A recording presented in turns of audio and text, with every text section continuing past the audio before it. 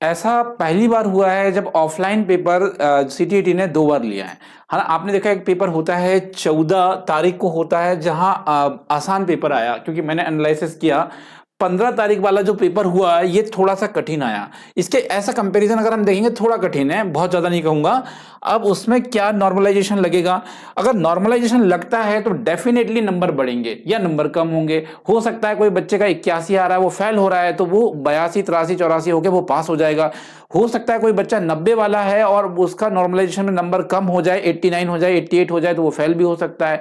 तो इसीलिए यहां पर एक लाइन लिखी हुई है कि हाँ, फेल वाले बच्चे भी पास हो सकते हैं और यहाँ पास वाले बच्चे भी फेल हो सकते हैं, नंबर कम भी हो सकते हैं, नंबर बढ़ भी सकते हैं। ये लाइन आप देख रहे हैं, नंबर बढ़ेंगे या कम होंगे। सबसे पहले हमें यह समझना होगा नॉर्मलाइजेशन क्या होता है और किस किस कंडीशन में लगता है, और क्या यहाँ पे सीटेट दिसंबर 2024 में परीक्षाएं हो रही दिसंबर में, उसमें नॉर्मलाइजेशन अप्लाई किया जाएगा या नहीं किया जाएगा, ये भी चीजें देखने वाली होगी। हालांकि एक बात मैं आपको बता दूं कि जो ऑफलाइन पेपर हुए हैं अभी तक, उसमें नॉर्मलाइजेशन लगने की जो प्रोसेस है बहुत कम देखने को मिलती है।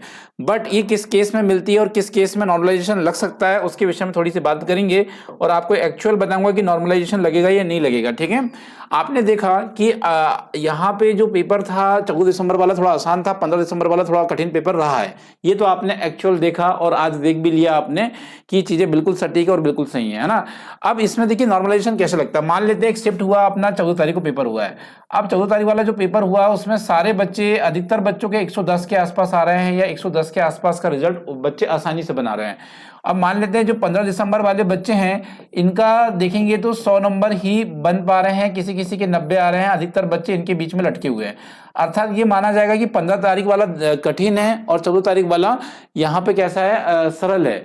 तो इसके इन दोनों को इक्वल करने के लिए इनका औसत निकाला जाता है, एवरेज निकाला जाता है और इन लोग को बराबर किया जाता है, ताकि बच्चों के साथ नाइंसाफी ना हो। और उसी बराबर करने की प्रक्रिया को हम लोग कहते हैं नॉर्मलाइजेशन। अब बराबर कैसे होगा? अब मान लेते हैं यहाँ पे बच्चे ने कम नंबर लाए, यहाँ ज्यादा लाए, तो भाई यहाँ से बोलेगा कि 3 औसत निकलता है। औसत में एग्जांपल बता रहा हूँ कि 3 नंबर कम कर दो, यहाँ पे भैया 3 नंबर बढ़ा दो। अब किसी बच्चे के 79 में लटका था, वो 78 में या 79 में लटका था, फेल हो रहा था। वो कैसा हो रहा था? फेल हो रहा था। मान लो नॉर्मलाइजेशन लग गया, 3 नंबर बढ़ गए तो उसके, या 4 नंबर बढ़ गए तो उसके हो गए 82, भैया वो पास हो गया।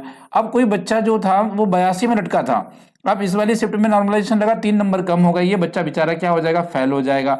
तो इस तरीके से क्या होता है, नॉर्मलाइजेशन कई बार बच्चों के लिए बहुत घातक भी सिद्ध हो सकता है और कई बार बड़ा बेनिफिशियल भी हो सकता है। अब ये किस केस में लग सकता है ये मैं आपको बताना चाहूंगा। अगर ऐसा हुआ कि सीटेट दिसंबर वाले पेपर में बच्चे ने बहुत ज्यादा नंबर ला लिए और सीटेट दिसंबर वाले में कठिन पेपर में कम नंबर आए, सपोज करिए जैसे 14 तारीख वाले में सपोज करिए कि 100 के आसपास सभी बच्चे रहे, और अगर दिसंबर वाले में देख रहे हैं कि 80-90 के आसपास सभी रहेंगे, तब उस केस में यहाँ नॉर्मलाइजेशन की जरूरत पड़ेगी।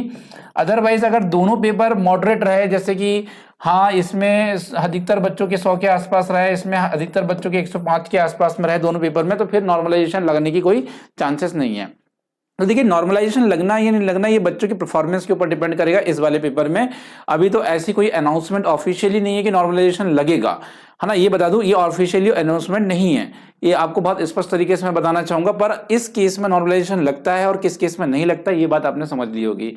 अब देखिए यहाँ पे अगर नॉर्मलाइजेशन लगेगा तो उसका क्या इफेक्ट पड़ेगा, जैसे कि मैंने आपको एग्जांपल देकर बताया कि हो सकता है 79 वाला बच्चा पास हो जाए और दूसरे बच्चे फेल भी हो सकते हैं। तो आशा करते हैं कि यहाँ पे दोनों शिफ्ट बराबर ही रहे, इक्वली रहे और नंबर बच्चे लगभग समान ला लें, तो यहाँ पे नॉर्मलाइजेशन जैसी कोई कंडीशन नहीं आएगी और इसमें आपको घबराना नहीं होगा।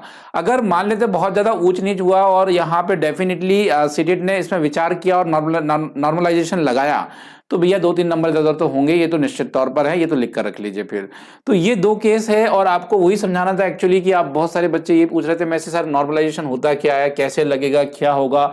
तो वही चीज़ें मेरे को आपको एक्सप्लेन करनी थी जो मैंने इस वीडियो के माध्यम से आप लोगों को बताने का प्रयास किया है। अगर वीडियो अच्छा लगा तो डेफिनेटली वीडियो को लाइक करिएगा, अपने मित्रों के साथ शेयर करिएगा और सीटेट जुलाई 2025 की तैयारी करना चाहते हैं हमारे ऐप में विजिट करिएगा, जहां 29 रुपये से लेकर 49 रुपीज़ के आपके courses, mock test, PDF note, NCERT notes 99 rupees की, ये सारी चीज़ें उपलब्ध है। तो वहां पर जाकर आप जरूर ये चीज़ें ट्राई करिएगा। बहुत बहुत धन्यवाद आप लोगों का जुड़ने के लिए। Thank you so much.